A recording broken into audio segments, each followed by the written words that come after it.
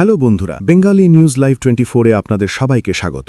আজ 15 মার্চ 2026 রবিবার। আজকের হিন্দু তিথি একাদশী। আজ পালিত হচ্ছে পাপ মোচনী একাদশী। ধর্মীয় বিশ্বাস অনুযায়ী আজকের দিনে উপবাস ও দান পুণ্য করলে মানুষের অজান্তে করা পাপ থেকে মুক্তি মেলে। আজ থেকেই শুরু হচ্ছে মীন সংক্রান্তি। তাই ভোরবেলা সূর্যদেবকে জল অর্পণ করা এবং দান পুণ্য করা অত্যন্ত শুভ বলে মনে করা হয়। এছাড়াও আজ রাজস্থানের জয়পুরে অনুষ্ঠিত হতে চলেছে সোলজার-এথন 2026, যেখানে ফিটনেস ও দেশপ্রেমের এক অনন্য সমন্বয় দেখা যাবে। চলুন এবার দেখে নেওয়া যাক আজকের দেশ বিদেশের বড় বড় গুরুত্বপূর্ণ খবর এক নজরে। আজকের প্রধান খবর, ইরান ইসরায়েল যুদ্ধ অব্যাহত। মধ্যপ্রাচ্যে ইরান ও ইসরায়েলের যুদ্ধ এখনও থামেনি। সমুদ্রপথে যুদ্ধজাহাজের তৎপরতা এবং শহর জুড়ে উত্তেজনাপূর্ণ পরিস্থিতি তৈরি হয়েছে। এই পরিস্থিতির মধ্যেই ভারতের জন্য স্বস্তির খবর। এলপিজি গ্যাস নিয়ে আসা দুটি ভারতীয় জাহাজকে হরমুজ প্রণালী দিয়ে যাওয়ার অনুমতি দিয়েছে ইরান। আগামী 2-3 দিনের মধ্যেই এই জাহাজ ভারতে পৌঁছাবে। এর ফলে দেশে যে এলপিজি সংকট তৈরি হয়েছে তা কিছুটা কমতে পারে। দেশে এলপিজি সংকট নিয়ে বড় সিদ্ধান্ত।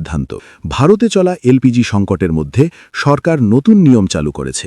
এখন থেকে যেসব গ্রাহকের বাড়িতে আগে থেকেই পিএনজি গ্যাস কানেকশন রয়েছে তারা আর এলপিজি সিলিন্ডার পাবেন না। সেই গ্রাহকদের এলপিজি সংযোগও জমা দিতে হবে। তামিলনাড়ু সরকারের বড় ঘোষণা। তামিলনাড়ু সরকার ঘোষণা করেছে যারা ইন্ডাকশন বা ইলেকট্রিক চুল্হা ব্যবহার করে রান্না করবেন তারা অতিরিক্ত বিদ্যুৎ ব্যবহারে প্রতি ইউনিটে 2 টাকা ভর্তুকি পাবেন।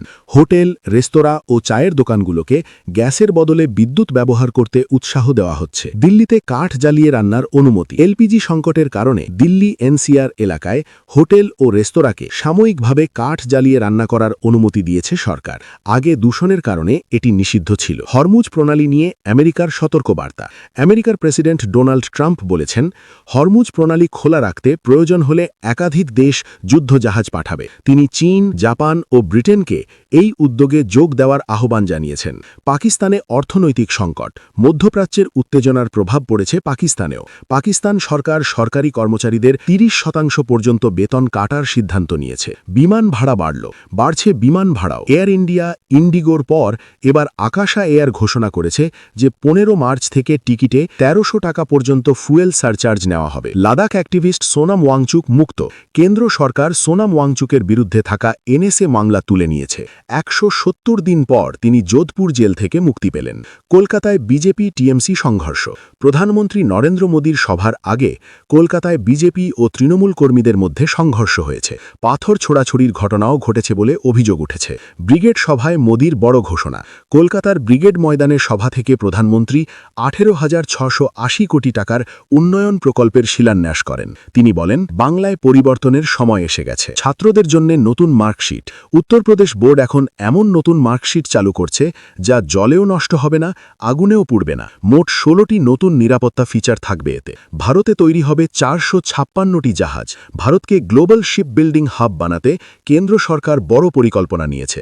এই প্রকল্পে প্রায় 19,748 কোটি টাকা বিনিয়োগ করা হবে। পেটিএমে নতুন সুবিধা। এখন থেকে পেটিএমে কেনা ডিজিটাল গোল্ড সরাসরি বাসায় ডেলিভারি পাওয়া যাবে। 1 এপ্রিল থেকে টোল ট্যাক্সে বড় পরিবর্তন। 1 এপ্রিল থেকে টোল প্লাজায় ক্যাশ পেমেন্ট বন্ধ। শুধুমাত্র ফাস্ট্যাগ বা ইউপিআই পেমেন্ট গ্রহণ করা হবে। Social media update. 8 মে থেকে ইনস্টাগ্রামে চ্যাটের এন্ড টু এন্ড এনক্রিপশন তুলে নেওয়া হতে পারে বলে রিপোর্টে জানা গেছে। আবহাওয়ার খবর। ভারতের বেশ কয়েকটি রাজ্যে তাপমাত্রা 40 ডিগ্রি সেলসিয়াস ছাড়িয়ে গেছে। মধ্যপ্রদেশ ও উত্তরপ্রদেশে লুয়ের সতর্ক। রাজস্থানে ঝড় ও বৃষ্টির সম্ভাবনা। উত্তরাখণ্ড ও হিমাচলে বৃষ্টি ও তুষারপাতের সতর্ক। শেষ কথা, আউটরো। এই ছিল আজ 15 মার্চ 2026 রবিবারের প্রধান খবর।